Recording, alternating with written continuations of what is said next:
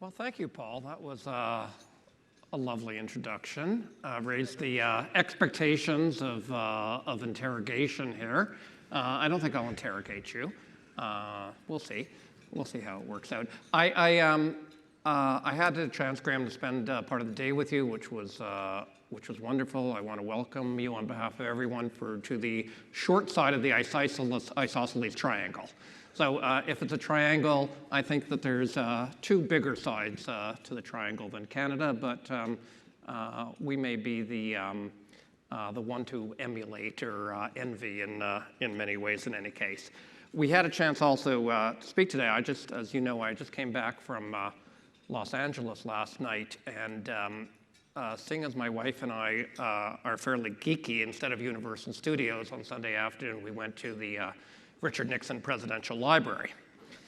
And I was struck by the so-called Week That Changed the World and the displays on the Week That Changed the World 1972 visit to China by President Nixon and by your mentor, one of your mentors, Henry Kissinger. And you can read there President Nixon's typed notes with his hand underlinings on them of his first words to Zhou Enlai. And what he said is, he wrote them in numbers. And 1, we have at times been enemies in the past. 2, we have great differences today. 3, what brings us together is we have common interests which transcend those differences. While we cannot close the gulf between us, we can try to bridge it so we can talk across that bridge. So 5 decades on, let's talk about the condition of the bridge, I guess, because I think it's changed a lot. And I want to start with a quote from your book, an important quote, where you say, war between the United States and China in the decades ahead is not just possible, but much more likely than realized. Judging by the historical record, war is more likely than not. So has it got any more or less likely since you wrote those words? Well, thank you very much, and it's a great honor to be here in Canada. I am a great admirer of Canada, not a serious student, but I do come and fish in your waters from time to time and admire the whole idea of a democratic system that seems to not think government is a trauma every day. So I know this is an eventful time for you, but nonetheless, there's a new prime minister or a renewed prime minister, and there'll be a new government, and you'll go about your business as if it was normal, which is a remarkable fact in this world today if you consider what happens in the US or Britain or many other countries. So in any case, thank you very much for being here. So the proposition in the book that real war, is conceivable is already provocative. For people that have lived for 7 decades without a world war, many people now assume war is obsolete. And that was something that happened before, but hasn't happened in my lifetime, or hasn't happened that I remember. No, war is not possible. So in the US-China relationship, war is not only possible, it's much more likely than people appreciate, and on the historical record, even more likely than not. Now, when I wrote that, I went to, one of the presentations I made was in Hong Kong. And there's a rich billionaire in Hong Kong who was hosting the event, the guy that runs their Asia Council. He said, this is totally nonsense, when the book was published. He said, there's absolutely no way in hell. This is just absolutely stupid, this claim. So I said, well, we should make a bet about how you feel about that in a year, and then I'm happy to double down after a year. So we made a bet. He sent me a note 6 months on. He said, I'm thinking I'm reconsidering my bet. This is not an incredible idea. So why is this a credible idea? Most people don't remember what happened in World War I.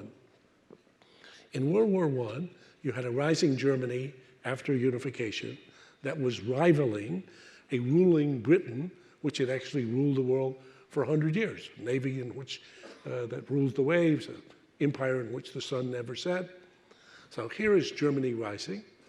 An assassination of an archduke in Sarajevo in June 1914 an event that didn't even make the front page of the newspaper in London or in New York.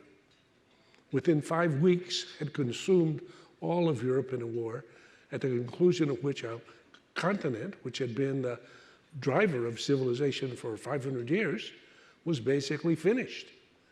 So you look back at this and you think, this is just nuts. How could a event that's a second order, presumably manageable event, produce such an outcome? To which he answers, particularly in a Thucydidean rivalry between a rising power and a ruling power, each are extremely vulnerable to third-party actions or events that could be a provocation, which then are misperceived, and so you get a magnification of misperceptions, and then miscalculations which are multiplied, which then amplify this effect. So it triggers a set of reactions between the two parties. One thing leads to the other, and pretty soon. So in this case, Archduke is assassinated. He's the son of the ruler of Austro-Hungarian emperor. They want to punish the Serbs. They are doing it. The Russians are Russian Orthodox, and the Serbs are Orthodox. So the Russians are saying, not so heavy, a little more consideration. The Germans have only one ally in the world, the Austro-Hungarians. So basically the Kaiser, without knowing what he's done, gives the Austro-Hungarian emperor, in effect, a blank check. So Germany then gets entangled. France has a military alliance with Russia. Britain, which has been trying to stay out, has become entangled with France. So literally in 5 weeks, during most of which half of the British government is on vacation because it's in the summer, they are dragged into a war. And 4 years later, every one of the countries has been. So I look at what's happening in Taiwan today, and they watching what's happening in Hong Kong. I can trace a scenario that seems more plausible than 1914. Well, let's come back to the current scenarios in a moment, but let's stay with the historical for a minute, because you do cite beyond Athens and Sparta, you cite 16 cases in the last 500 years. 12 of them end in war. 16 cases, I might say, of rising powers challenging established powers. Major ruling power, yeah. And which of those, and 4 of them don't end in war, of course, Right. which is very important for us to discuss this evening. Besides what you've told us already about the First World War, which ones offer the greatest insights for the situation we're in today? I think the one that's most troubling is 1914, the one that we just discussed. And I have in the book a good chapter on 1914, built around the comment by the Chancellor of Germany at the time, Bethmann, who's asked by a colleague after the war, how did you guys let this happen? And he says famously, if we only knew. So you look at this thing. This is crazy. After millions of deaths. This is absolutely, 25 million people have died. Everybody has lost what they cared about most. Bethmann and the Kaiser are all gone. And how, we don't know. Okay, so I would say that one is the most troubling on the ways in which war could occur between US and China today. Because in 1914, Britain did not want a war with Germany. Germany did not want a war with Britain. People had anticipated that if they had such a war, it would be catastrophic for both of them. But it still happened. So that's on the negative side. On the positive side, I'd say there are 2 cases that are very interesting. One is the rise of the US to rival and ultimately surpass Britain, which happens at about the same time as the rise of Germany. So there's an interesting case where the US rises, Britain accommodates, and ultimately the US surpasses. And from the Chinese perspective, as they look at this, they say that's a wonderful case. And you guys should simply follow in the footsteps of Britain because you were rising for the American century, we are rising for the 21st century, which is the Chinese century, and it'll be a little difficult in the accommodation, but you can manage that. It's an interesting story, actually, because in the cases I describe it, Lord Salisbury, who was the prime minister in 1902, as the Americans are behaving, the rising power almost always behaves very badly towards the ruling power and jerks them around and pokes them and otherwise. So the Americans are behaving particularly badly. And Salisbury says, you know, it's a tragedy that in life you only get one opportunity, and if you don't take it, history passes. If in the Civil War we had supported the South, there'd be 2 countries, maybe 3 countries there now, and they wouldn't be doing this to us. But in this life, if you don't take your... And then the United States was too powerful after that. So there's one case. And actually, the Brits were so brilliant in this, so it's a Canadian relevant story. So the British, looking at the reality, facing 2 rising powers, one much more proximate, the Germans, who were much more direct threat to Britain. The Americans are far away. They're far away from Britain to get there, too. And British then distinguished between what they concluded were their vital interests, on the one hand, and what were their vested interests, on the other hand. And in order to preserve their vital interests, they were prepared to adapt with respect to their vested interests. Vital for Britain was their empire, including Canada. They realized that the Americans could take a bite of Canada, maybe even a big bite, if they wanted to.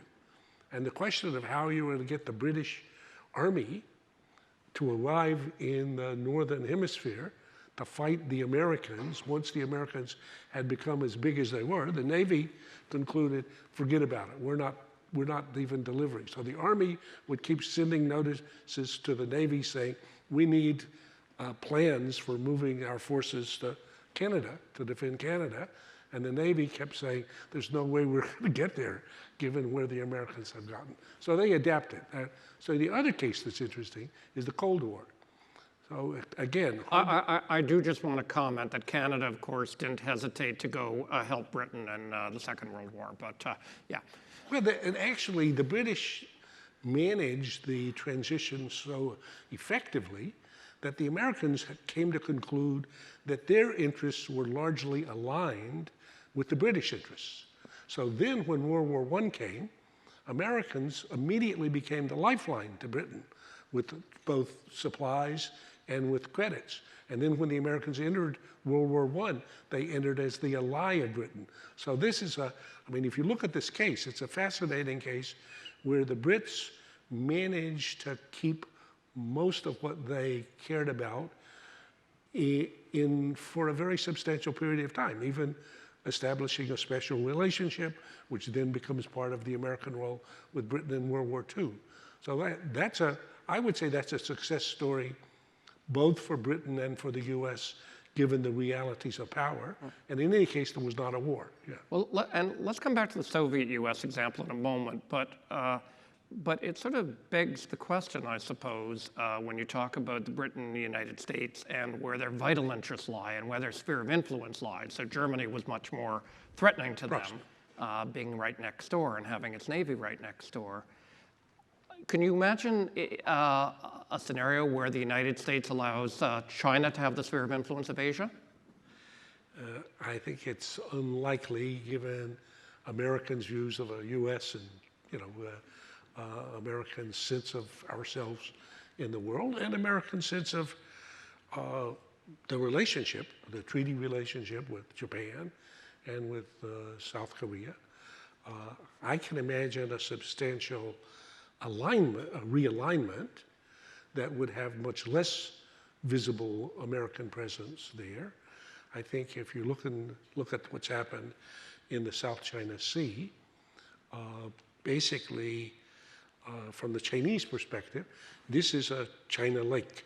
They think it looks like the Caribbean. Indeed, I say in the book that there's a PLA Navy captain who gave me this line. He said, China sees, China sees. He says, look at your map. What is the name of this body of water?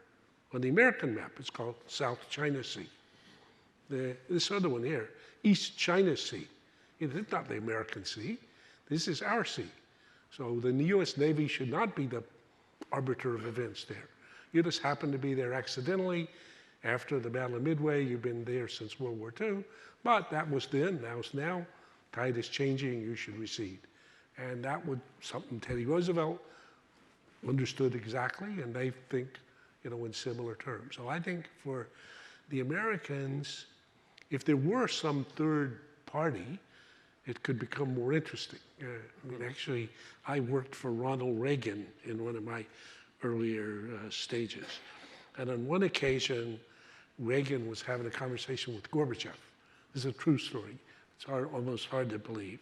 So he's having this conversation with Gorbachev, and he's trying to explain to him his view about nuclear weapons.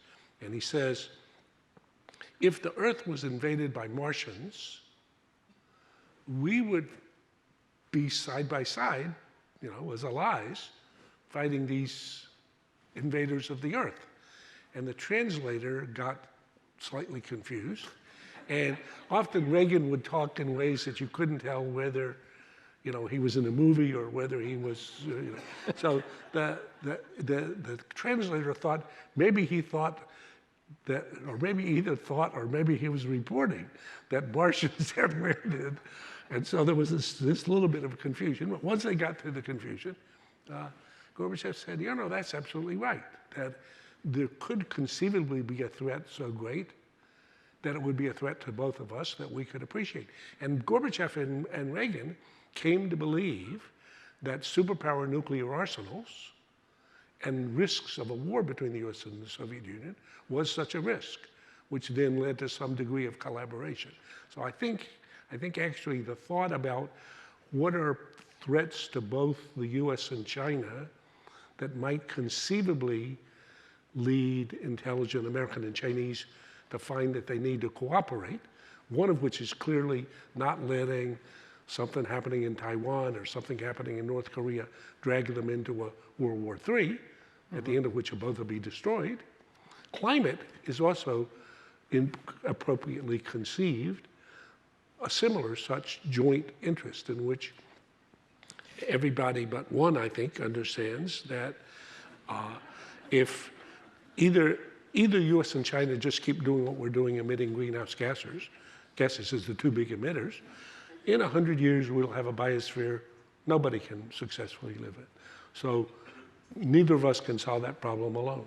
I think that's the British American one is a good case to study. Well, this is the concept that you've begun looking at recently that I think you call rivalry partnership, as you're looking for ways out of this predicament or even this gravitational force. It's more than a predicament because you believe that there is a gravitational force here. So why don't you tell us a little bit about what rivalry partnership means and where it comes from as you're looking for solutions? Sure. Well, gravitational force is a good metaphor. I hadn't thought of that. I'll bore it, and with attribution. So I'm glad to help out. Let me first make sure we got the dynamic, and then I'm happy because I'm especially interested in this. So Thucydides explained this idea 2,500 years ago, and for any of you for whom Thucydides is not part of your mental library, be ashamed. Okay, that's. Let me do my professorial thing just 1 second. So you can, for free, go download Thucydides' Peloponnesian War. Just download book 1. It's only 100 pages. And if every other page doesn't knock your socks off, check your pulse. Okay? So this is a serious thinker who has serious insights. In fact, every chapter of my book, I have a little epigraph at the beginning of each chapter from Thucydides, just to remind you how many interesting ideas he had. One idea that he had, as he studied the rise of Athens and its impact on Sparta, the two great city-states, was that when the rising power threatens to displace the ruling power, each become vulnerable to these third-party, something that happens between Corinth and Corcyra that otherwise shouldn't matter that much, but one thing leads to the other, and pretty soon we find ourselves at war. So that dynamic is the one that has to be managed. So the dynamic is real. There really is a rising power. It really is getting bigger and stronger. It really is encroaching on American positions and prerogatives. You take this in the trade scene. In the Asian trade scene, at the beginning of the 21st century, when China entered the WTO, the US was the dominant trading partner of everybody. Japan, Australia, South Korea, Singapore. Today, look at that map. Who's the dominant trading partner of every Asian nation? Overwhelmingly, China. Well, excuse me, Americans think that should be us. So how can this have happened? So Americans are just basically awakening, almost like a one of these rolling wake-up calls to say, yikes, look at this. Yikes, look at this. In every arena, in every dimension, China is getting bigger and stronger. Now, why might this be the case? There are 4 times as many Chinese as there are Americans. So if Chinese turn out to be only 1/4 as productive as Americans, you have a GDP that's equal. And then how about if they're half as productive? And they're pretty smart, they're pretty hardworking, they could be half as productive. There's twice the GDP. But the So danger... basically, that's the dynamic that is in reality then exaggerated by the perceptions and misperceptions that leads us into this. Well, and to the point you're making, not just their perceptions and misperceptions, but the perceptions and misperceptions of their allies and their behavior, everybody. of the hawks within their, right back to Athens and Sparta, there's Hawks and political government. hawks. Right, absolutely. So Absolutely. So that's actually happening. Now, in that setting, is it conceivable that the 2 parties can understand that, of course, we're going to be rivals? Because I think American technology should dominate 5G. Because 5G is going to make a big difference in our world. And China thinks Chinese technology is going to dominate 5G. And we're going to see. If I were betting it today, since the Americans don't have a horse in the race, I would bet it's going to be Huawei. I don't like that as an American, but I'd say that's where we are. AI, which I've been studying for the past year, there's a serious rivalry going on. Americans think we should dominate AI, but if you look in fintech, there's not even a contest. China's Alipay and WePay is like light years away of anything that you see here in the Western. So I would say that actually is happening. So there's going to be a rivalry in many spaces. But the question is, do we have some shared vital interests that we might discover or appreciate that force us to be rivals in order to survive? So that gets into this idea of rivalry partnership. yeah, the rivalry partnership. This is a Chinese idea that a Chinese scholar. So since I sent this book to the publisher, it was like 3 years ago. So this is before Trump. The conclusion of the book is rather disappointing. It says, here's the diagnosis. Thucydidean dynamics often lead to war. Extreme danger requires extreme imagination. So now you look to the last chapter, okay, so therefore what? And I say, we need extreme imagination. So since then, I've been on a hunt looking for ways to escape Thucydides' trap.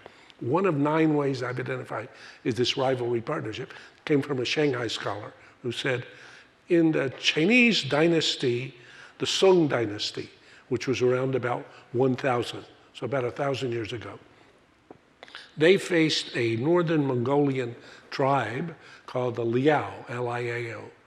And they couldn't defeat them. They had a little bit of skirmish wars. They couldn't defeat them.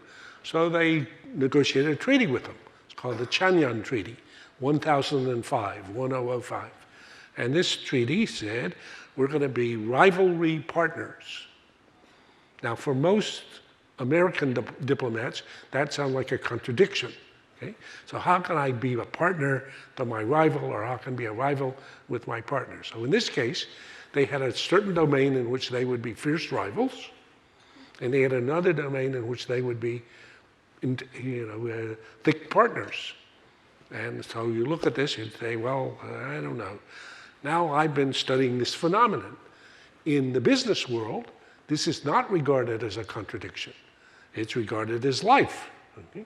Major League Baseball. Major League Baseball is another good example. So Apple and Samsung are two fierce rivals in selling smartphones. Actually, Samsung has beat Apple in the global smartphone market for the last 5 years. Samsung has 24% of market share and Apple 19 or 20. But who is Samsung's biggest supplier of components for smartphones? Samsung. So I'll do it again. My fiercest rival is also my biggest supplier. How can I do that? And if you ask Tim Cook, he would say, not easily, it's complicated. Yes, it requires management, and it's delicate. So could we imagine being fierce rivals with China in many domains and being serious partners in others? I think it's not a crazy idea. So you also talk in the book about another antecedent to this, and this will take us back, I guess, to the Soviet Union and your study of the Cuban Missile Crisis, and that's that you say that Kennedy kind of came to a similar conclusion. Well, it's interesting, yes. So again, this is not the book, but the sequel, if I ever get my head around it successfully. So in the Cuban Missile Crisis, so that's October 1962, which historians agree was the most dangerous moment in recorded history.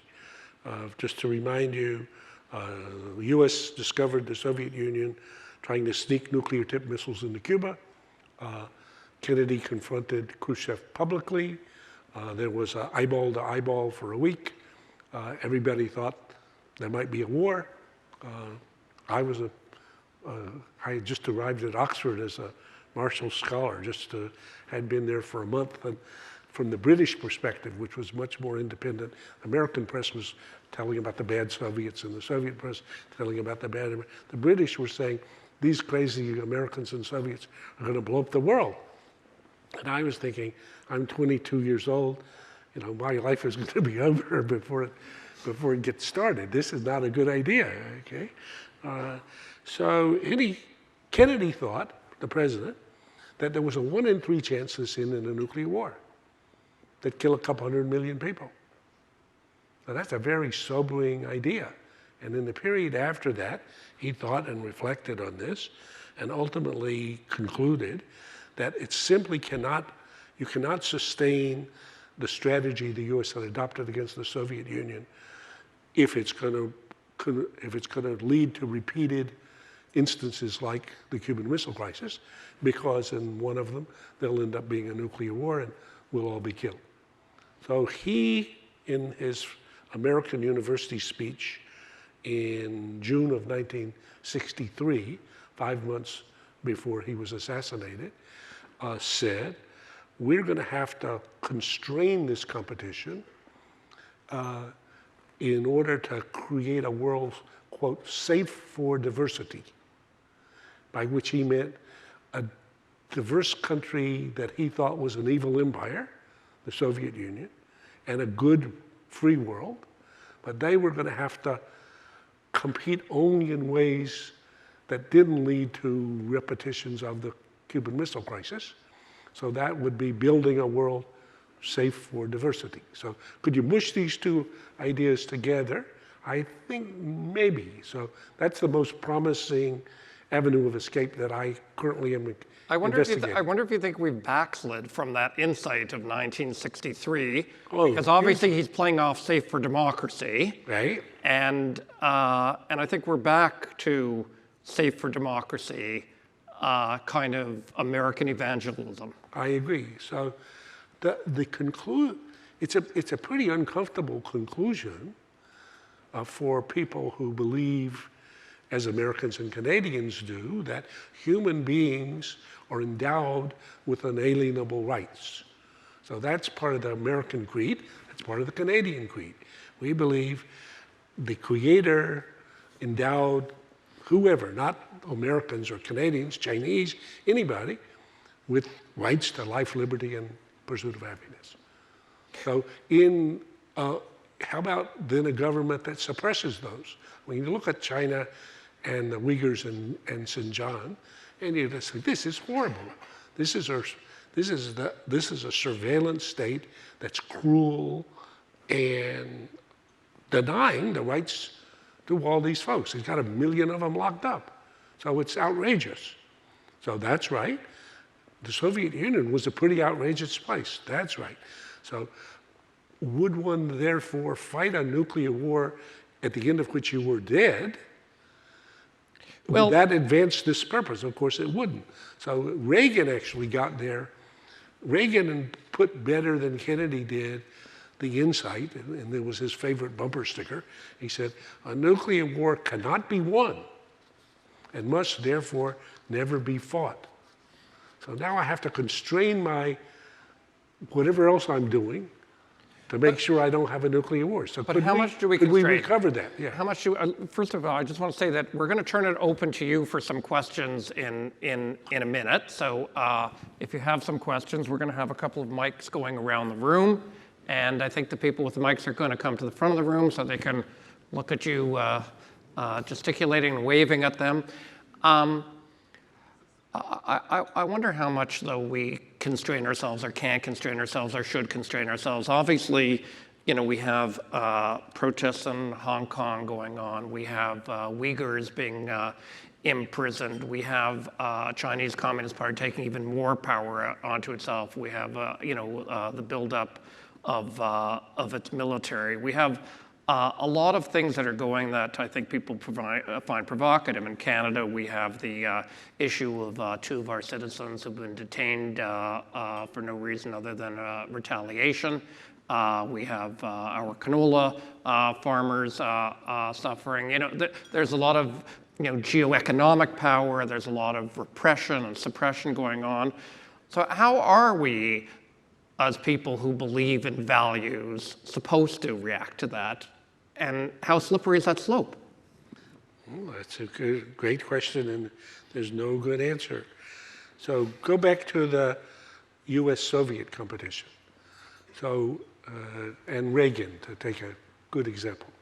So Reagan simultaneously believed that we could not fight a nuclear war with the Soviet Union simply because if we did, at the end of it, we would be dead. So no purpose will have been advanced if that's the outcome. So I have, therefore, this constraint. And Reagan kept wanting to negotiate with the Soviets and reach agreements to limit the risks in this competition to prevent a war at the end of which we would be dead. Now that's on the one hand. On the other hand, he was not shy at all about speaking up for American values and saying to Mr. Gorbachev, tear down that wall, okay? So he thought you could do these 2 things at the same time. And I think in principle we can. So if we believe in our values, which we do, and if we can demonstrate that they are a superior way, that we can govern ourselves in a way that realizes people value, in a superior way that gives people more of what they really want, in time, I continue to believe that a system that tries to suppress people's freedom will see that there's something better than that and will be hollowed out. That's what happened in the case of the Soviet Union. They tried to create a whole new Soviet man and to tell people that they wanted to live in a prison. People don't want to live in a prison. So I would say, can we manage this? Well, how could possibly, I cannot really intuit how, if I were Apple, I would feel comfortable both beating you to death, if I could, selling smartphones, and also then depending on you for all of the parts that I need for my smartphone. Why would I, if I could escape that, I probably would. But in this small globe, I can't escape the effects of greenhouse gas emissions, whoever does it. I can't escape the consequences of a war with you if somebody takes some provocation in Taiwan or North Korea and the 2 of us get dragged into a war. So I have to try to appreciate that I have these shared interests at the same time that I have these competitive interests. So you need to get the president to China. It may be too complicated. I think that the difficulty of explaining it in a concept that would be politically viable, I haven't got my head around. But I think conceptually, I can see that it actually happens in the business world. So I know that it's not impossible. So then I'm thinking, well, what would be the analog in the governmental world?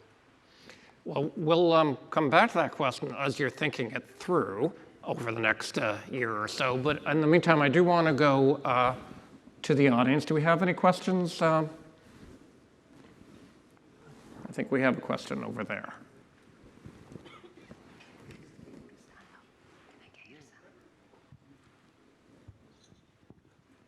Oh, I see. Thank you, Professor Allison. That was very interesting. I have a proposition to put to you that you haven't actually talked about. What if the rest of us tell both you and China to go to hell? I don't advocate that, but there are other actors in the world, and we also have agency. How do we deal with that? How do we conceptualize that in your view, in the theories that we've been discussing this evening? Good question. And I think earlier today at lunch, we were having a discussion about middle powers and what their opportunities and constraints are. I haven't made a study of this, but it would actually be a great study for someone to do and to see, but I've tried to think a little bit about it. So I think TPP is an outstanding example of what it's possible for middle powers to do if the two lumbering giants are doing their own thing. TPP was initially an American initiative. Most of the work on it was done by the American negotiator, Mike Fromm, who's a good friend. Unfortunately, it ran beyond American politics. So it had already lost support in the Democratic Party before Trump withdrew from it. And it was dead, and I thought it was dead. And of all people, Prime Minister Abe in Japan, a country that has never taken initiative to do anything, as far as I can see, internationally, other than grouse, said, well, the hell with it. I'm going to revive this, and did. And TPP now exists. And it's a very good agreement among the parties, and it's a very good example for the others. So as China now negotiates this RCEP, again, it has its own version and own set of terms.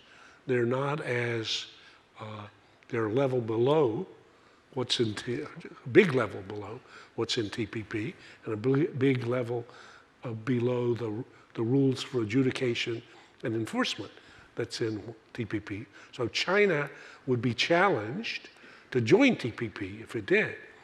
The reason why the American withdrawal from it was so stupid, in my view,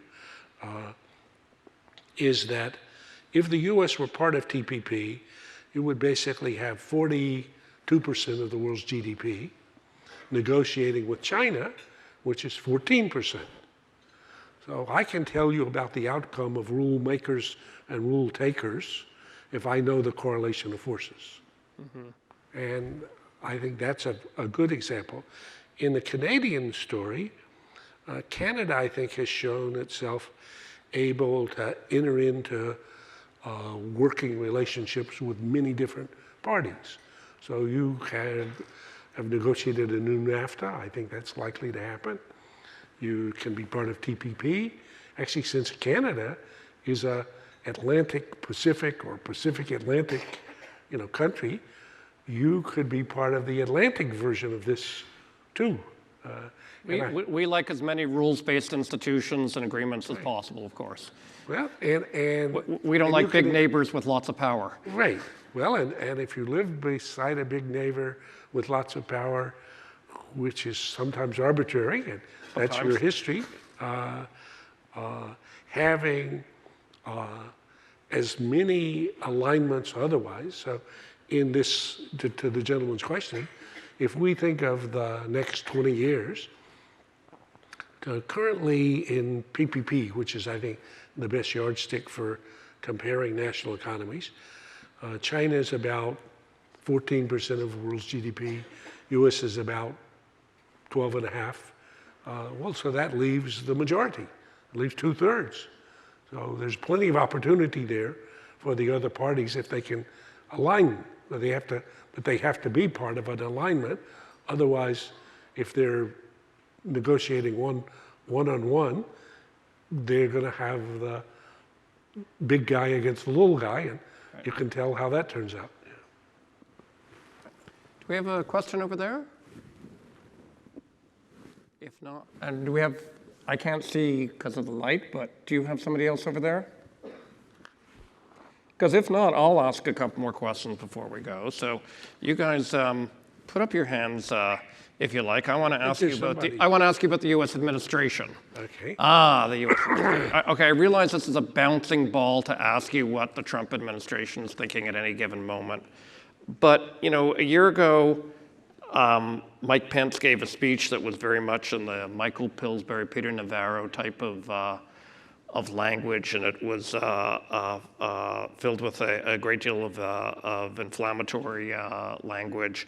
More recently, Pence gave another speech where he denied the Trump administration seeks to decouple from China. So is the administration recalibrating here? Good question. So what to say? So first, the Trump administration is fairly chaotic. That's apparent, and the pieces are not tightly connected. In particular, the president is the wild card, and nobody knows what he says until they read what he tweeted, and it could be at 2 o'clock in the morning. So there's no filter, okay, for these, and they're not coordinated. And often he doesn't agree with most of his government. So this is one piece of it. The vice president sticks tight with the president. So those speeches were cleared by the president and his staff. He knows not to give a speech that is off and he would actually heat up the value piece of the competition, the rivalry, way more than Trump would. So he gave that first speech, the one at Heritage. If you haven't read it, it's worth to read because it's the best overview of the government part, not Trump, but the government part of the Trump administration's China strategy, which is essentially Cold War 2.0. See every dimension of the relationship as rivalry, and even rivalry with a strategic adversary, which is diplomatically nice for enemy. Okay? So if you read that speech. In it, it also included all this about decoupling.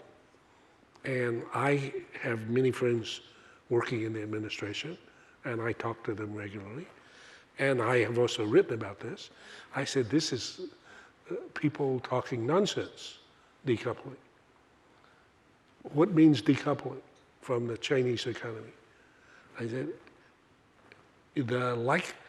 China, the U.S., it would be more likely that the U.S. decouples from the global economy than China does.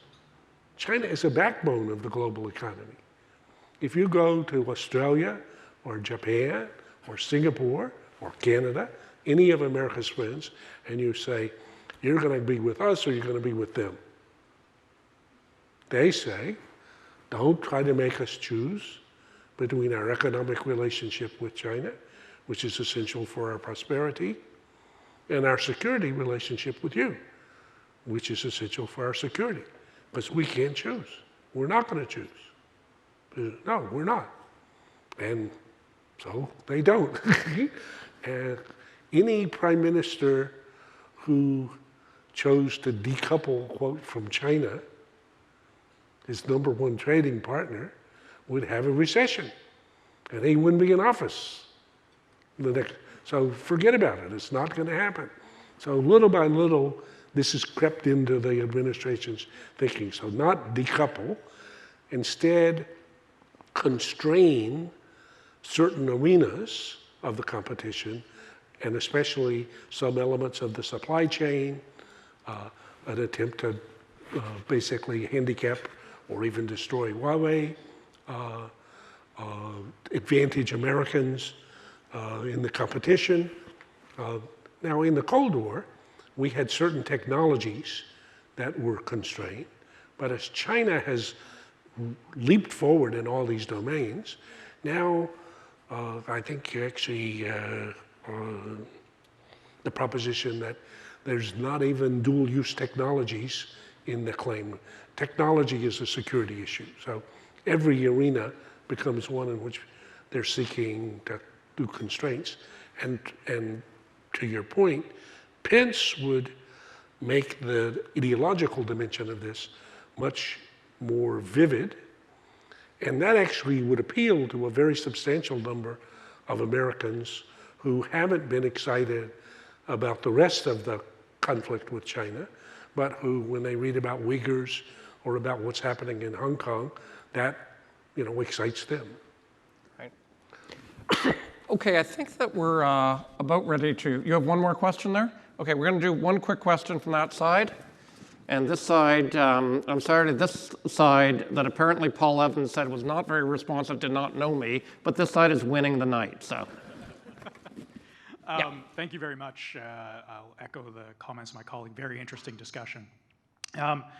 When I read your book, the first thing that struck me was the fact that you highlighted that Thucydides' original statement was around the fear that the rise of Sparta or Athens engendered in Sparta. So there was a strong perceptional element to it. And to me, the undercurrent that was through a lot of the successful cases was the ability to do pragmatic, long-term strategic policymaking, and the ability to then execute that policy. And I'm just wondering, in the current environment, when you're looking at decreasing interest among the populace in complex policy issues and an increase in scattered variables in policymaking, so as you mentioned, policymaking by Twitter, what is your diagnosis of our ability to actually do the policy planning that is necessary to navigate these complex scenarios? Whoa. A wonderful question, and I wish I had a thoughtful answer. I think part of why Canada is fascinating for Americans is that you seem to think that government is easy. You basically have government and it works.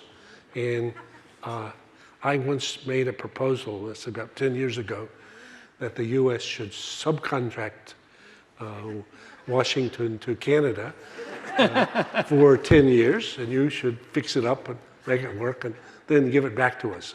This was actually before the Brits took this idea and hired Carney to be the head of their bank. So I think everybody in the professional public service will want to tell this to their new ministers tomorrow. So. Well, I still would be in favor, even more so now, today, to subcontract to Canada. The alternative would be Singapore. So I too would take either, though I would prefer Canada.